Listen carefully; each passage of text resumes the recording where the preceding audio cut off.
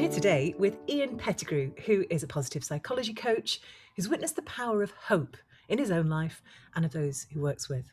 He coaches leaders around the world, helping them to address the global hope crisis and put hope into action for themselves, for their teams, and for their organisations. And he's the author of Hope is a Strategy, Why Realistic Optimism is Essential for Effective Leadership, which is a great, great title. So first of all, welcome, Ian. It's great to have you here. Oh, brilliant. Thank you, Alison. It's really fantastic to be on here with you. We're going to start with that title because it is really resonant, isn't it? And oh my goodness, we thought it was pertinent when you came up with it, but it feels ever more resonant now. What do you mean by it? Well, there's layers and layers to it. So, and I thought long and hard about the title. So hope is something that has really resonated with me for years. It's cropped up in my life at loads of times. And hope, I get a little bit irritated, if I'm being honest, because we use it in a really lazy, sort of wishy-washy way. When an email says, I hope this finds you well, and actually it's a bit of a bin fire of a day, or I hope this happens. So we use it in a really wishy-washy way. But hope in psychology is a really active pursuit of a better future. So nothing could be further than the truth when people sort of dismiss hope as quite vague. And so hope as an individual activity is really powerful.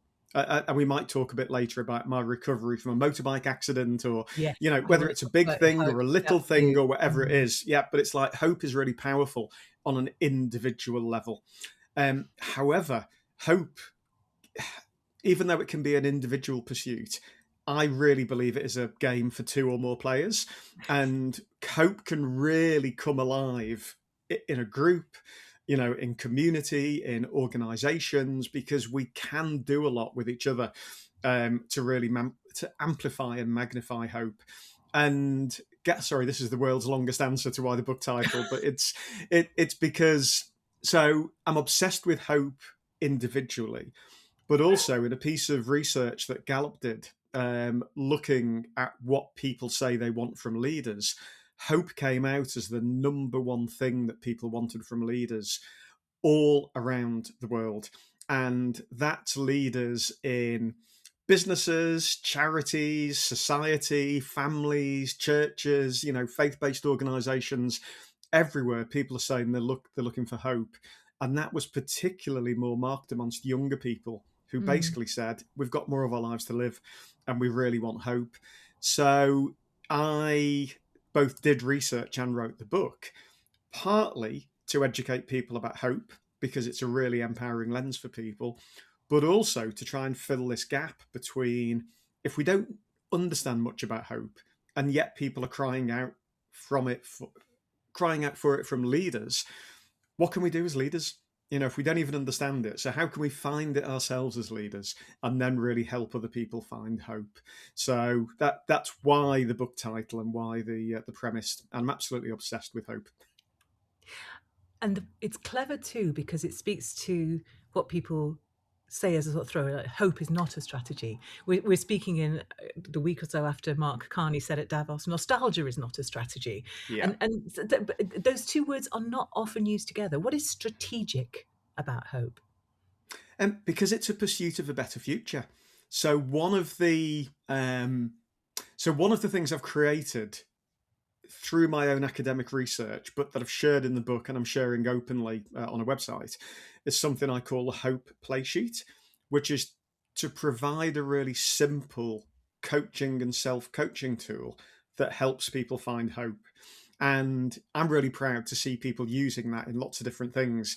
But it's a really simple process about getting clarity about what it is that you're hoping for, thinking through all the options, all the ways that you could get there, thinking about the obstacles that could get in the way, then intentionally coming up with a plan, and then making that decision about how you're going to engage, how you're going to show up. So it's an acronym for hope. If that's not strategic, I don't know what is. It's about coming up with a vision for the future, for what you're hoping for. It's about evaluating all the alternative ways you could get there, all the things that could get in the way, figuring out the path through it for you, and then also figuring about what is often the difficult bit: how are we going to show up and do it? And Yeah. so I sort of And look and I think, what can be more strategic than that? that piece about really honestly looking the problems, the things that you're going to face, the obstacles in the face. That's the whole point about realistic optimism, isn't it? Which I think is a great phrase. Oh, well, thank you. And it's like, and like I thought long and hard about the book title. I also thought long and hard about the book title because it was a great way of procrastinating on actually writing the book. That's an Yeah, entirely different conversation. absolutely. I It's hear like, you. yeah, let's spend the 3 years thinking of a title and then just 12 months writing it. But it's like, I am naturally, if you look at my strengths, I am naturally strategic. I think through things like that. And so it was a really intentional positioning. But part of it was a real call out to leaders to think about the tone that they set with people. So was listening to it was Beth Rigby's podcast, the Sky News political one the other day, and she was talking about what happens, and we have politicians that promise the earth, and then they get elected on a really compelling promise, and then they don't deliver, and then we swing in the opposite direction because we're disillusioned. And it strikes me that leaders often have the kind of the go-to default position. So some leaders naturally will engage in toxic positivity. It's unicorns and rainbows. They'll promise the earth. They will, which is problematic because one is that when you do that, you might win people over the first time and people feel hopeful. But the second time you stand up and try and engage hope, you've lost trust. And so that's one problem with toxic positivity. The other one is that you attempt to invalidate people's opinions. So Yeah. whenever anybody says, "Yeah, but what about?" It's almost like they get a resounding like, "Shut up," don't be a naysayer, don't be a Be doomster. positive. Absolutely. And it's like, yeah, every cloud. And it's like, and there's a real difference. My research came from my thesis for my master's in applied positive psychology and coaching psychology. So I really wanted to write a book that was evidence based, but wasn't like reading an academic paper. That was actually accessible. So it's based on my research, and there's a world of difference between positive psychology and positive thinking. Yeah. This is not just always look on the bright side. So leaders can sometimes engage in toxic positivity, and that, yeah, might inspire a very short-term blip in hope, but that's quickly gone.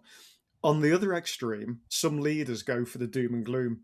It's all like, here's the case for change, the burning platform, let me tell you how bad things are and how difficult things are. And that doesn't inspire hope either. And one of the messages, and this came across in my research, my academic research was a thematic analysis called "Is Hope a Strategy?" And having answered that question, it gave me a good premise for the book. And it was just the fact that toxic, being positive and embracing the challenges aren't opposites. Mm. You can actually do both. You can look and say, look, how fantastic could this be? But recognize the difficulties along the way. And one of the things I'd love to do is to get this into the hands of some politicians as well.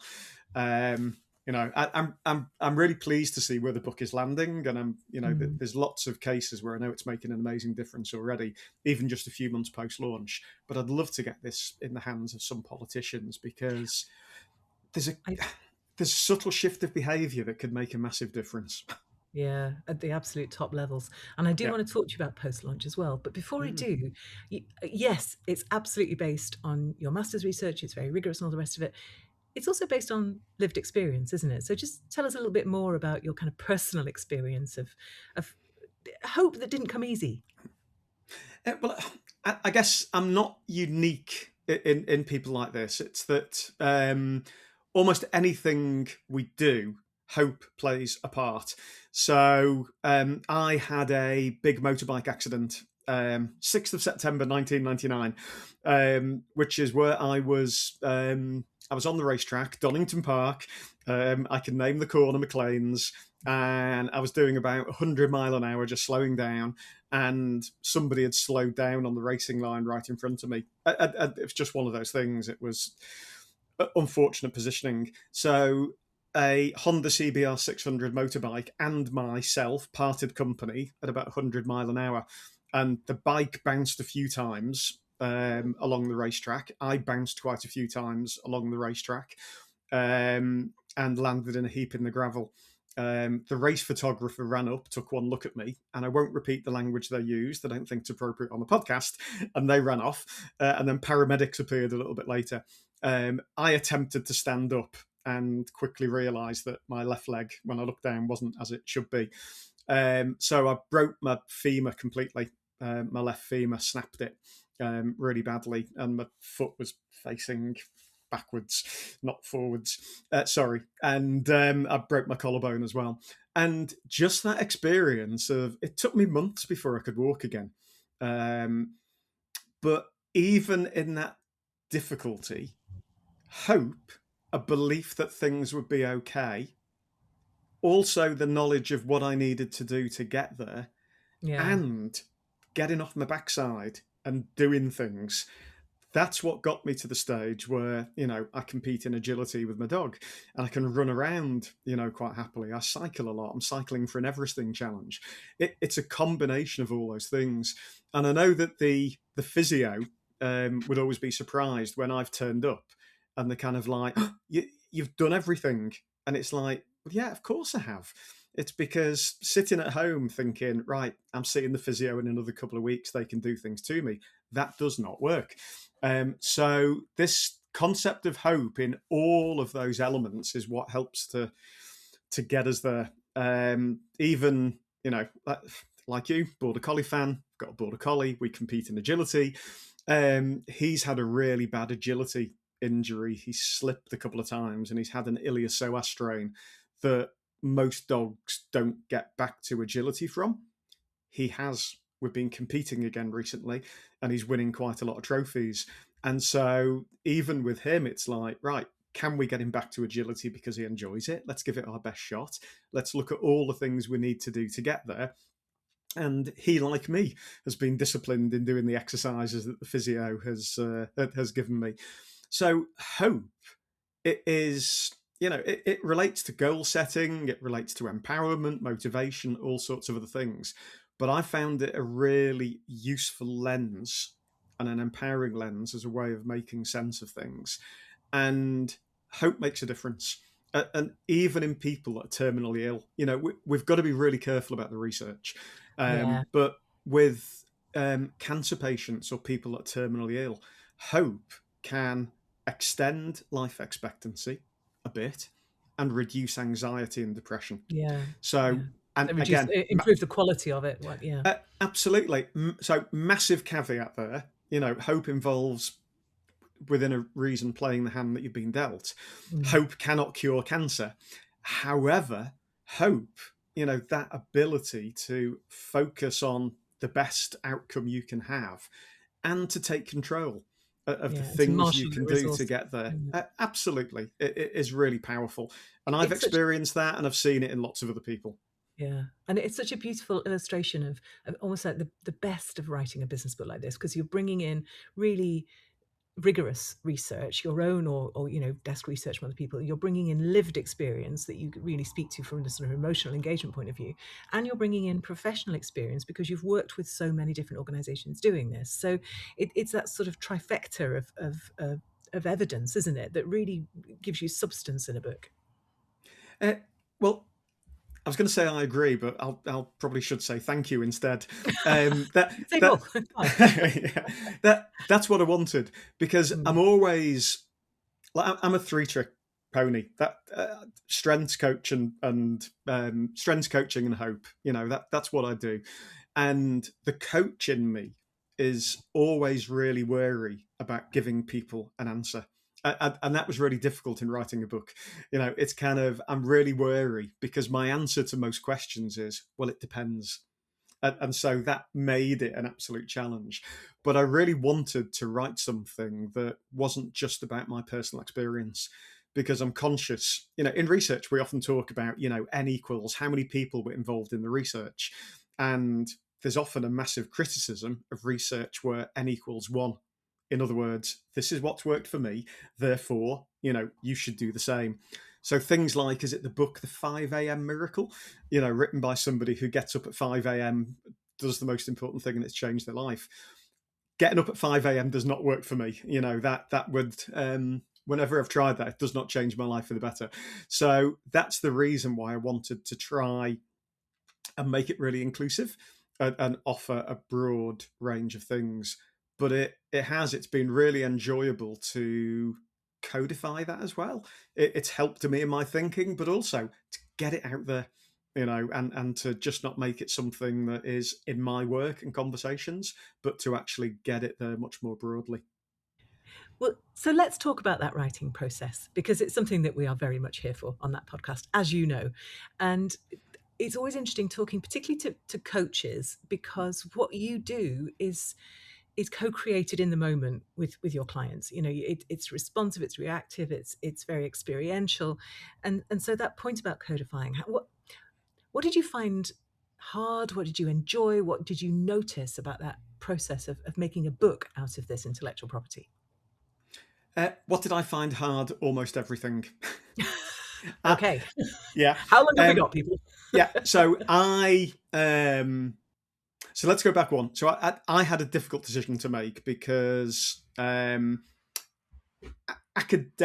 let me be really honest here. So I think some of my academic pursuit is partly because I love learning, and partly because I want to know, and partly because I want to close research gaps, partly because as a daft lad from a council estate in Speke in Liverpool, I think there's always a little bit of me wanting to prove myself, if I'm being really honest. And I can't believe I've just said that out loud to everybody.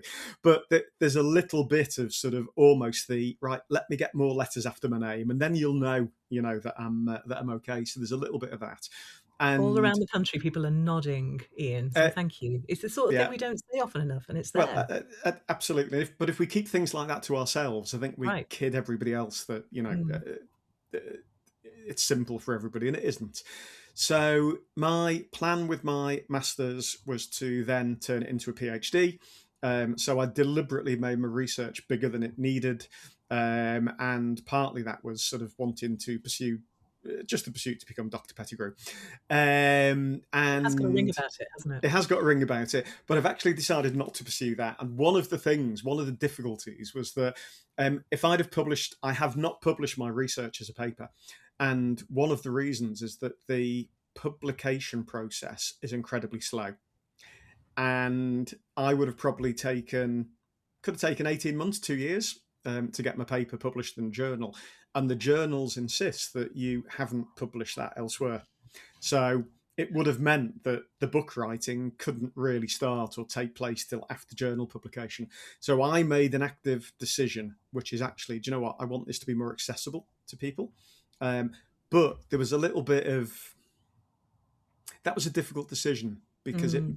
it almost balancing ego, kudos, academic progression. So that was the first difficulty. The second challenge, what I found difficult, was that I am not a natural writer.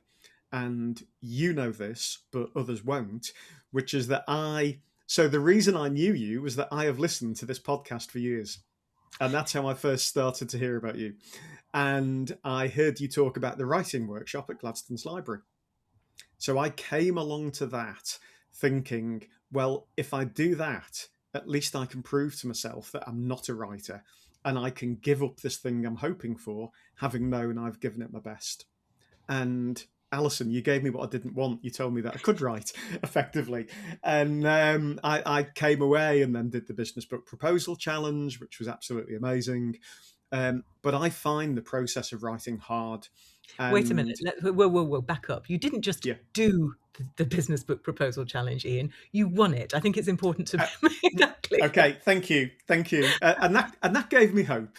And it's interesting. Like one of the things with hope is that there will be things that give us hope, and sometimes there are glimmers. Yeah. Sometimes there are glimmers of hope, and because of the deficit discourse, the fact that we tend to notice what's wrong and talk about that, and we tend to ignore what's right. Quite often, the glimmers get ignored, and so we've got to look out for them and spot them and amplify them and magnify them. And that's one of the things that we can do for other people as well, which you've done beautifully for me, which is, hang on, you didn't just participate, you won it. And it's like, so that looking out for glimmers of hope and magnifying them can be really, really powerful.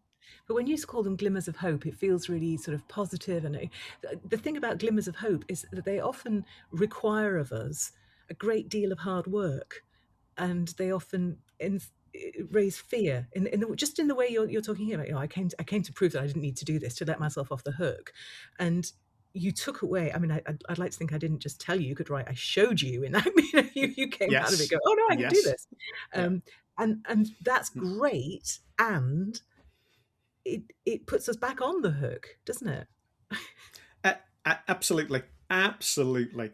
It's like, so, but even after that, I didn't find the writing process simple. It wasn't the easiest thing I've done. I'm delighted. I would happily do it again. It's absolutely the right decision. I'm so pleased I wrote it. I am ecstatic about the book, and I'm really proud of myself as well. Absolutely delighted. And I did get into a bit of a workflow that sort of worked for me as well. But yeah, there were loads of things along the way that gave me hope. And actually, I applied the principles from the book to writing the book itself.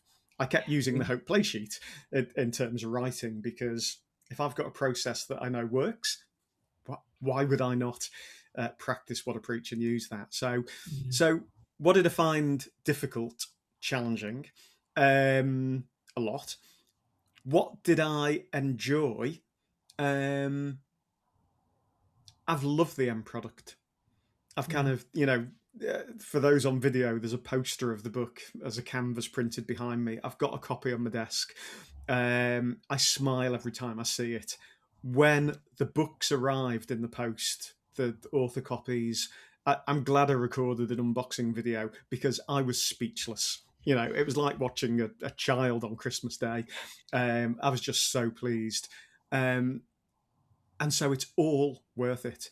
Like, I went to a networking event in Newcastle last week, and somebody that had bought it and ordered it brought it along for me to sign. It's like, and it's just, and then my book is being used in Ethiopia, with a charity that I'm involved with. I've been working with people this week in a workshop, and I could leave them with a copy of my book. I can't repeat them because of confidentiality, but the stories I've heard about where people are using it, including in some of the most unimaginable, difficult situations, and it's helping them. Just it, some of the stories I've heard. If you'd have told me, Ian, you can sit down and write all these words, and then it's going to help one person, it would be worth it. But actually, what's happened is that it's already been 100 times that.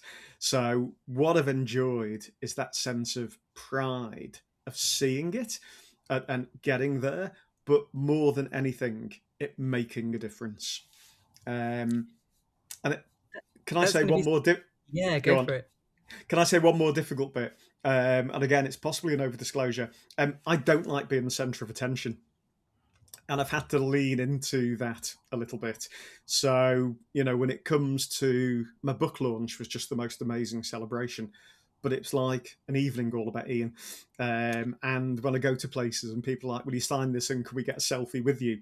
That there's a little bit of that personally I've got to get over myself, because I don't like being the centre of attention. So that's the other thing. But I'm leaning into it, and I think I'm secretly starting to love it. So when somebody asks, so again, massive over disclosure, but when somebody now asks for a selfie with the book, there's a little bit of me as what, really, just little old me, and then there's a bit of me as like, oh yeah, how fantastic is this? But clearly, I'd never confessed to that out loud. I love that we're actually saying all the things that all writers think but never dare say. That's brilliant. But I think your point about this book making a difference in the world, that's something that people listening who are right at the start of this journey can really hang on to, and you've expressed it beautifully. If I was to ask you, speaking to that person who's right at the start of this, they don't even know if they can do it yet, what would be your one best tip for them? You. and I mean that. So, what got me here? I might get Your Book Means Business. Is that the correct title? This book means business. This Book Means Business by Alison Jones, that really helps you focus on why are you writing this and what do you want this book to do for you. So, your why, the proposal challenge, about all the strategic stuff about framing it right, was amazing. But also, and sorry, I mean this genuinely, if it were not for you, I would not have this book out in the world. I've got no doubt about that. Okay, so just sit with that. It's like, so that's why I say you. The other thing though is, once you've figured out why, and I'd really think it's worth putting a lot of effort into, why, how does it compete with other titles, what do you want it to do, how does it fit in with your life, all those really important strategic things that I'm really pleased, because then everything then fitted. But the second then is think about what works for you as a writing process. And it'll be different for everybody. So in the end, what I would do is, I get easily overwhelmed, and I can overwhelm myself. So having clarity of breaking the book into lots of little chunks, that I could write. And then often for each chunk, I would dictate, my rubbish first draft would be, I would dictate and get a few words on the page. And then because I was then looking at 20 words, it was no longer a blank page. And I could then go and write. And sometimes I would go to write at Gladstone's library or in one of the libraries in Manchester, or depending on what it was, sometimes I'd go and write in a really busy coffee shop where it was noisy and there was lots going on, but it wasn't noise that was related to me.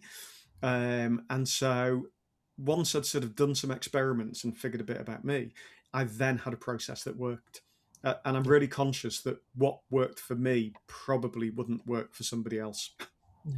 But the leaning into the process of discovering that and rather than just trying to sit at your desk and wondering why it's not working, that's a great tip. Brilliant.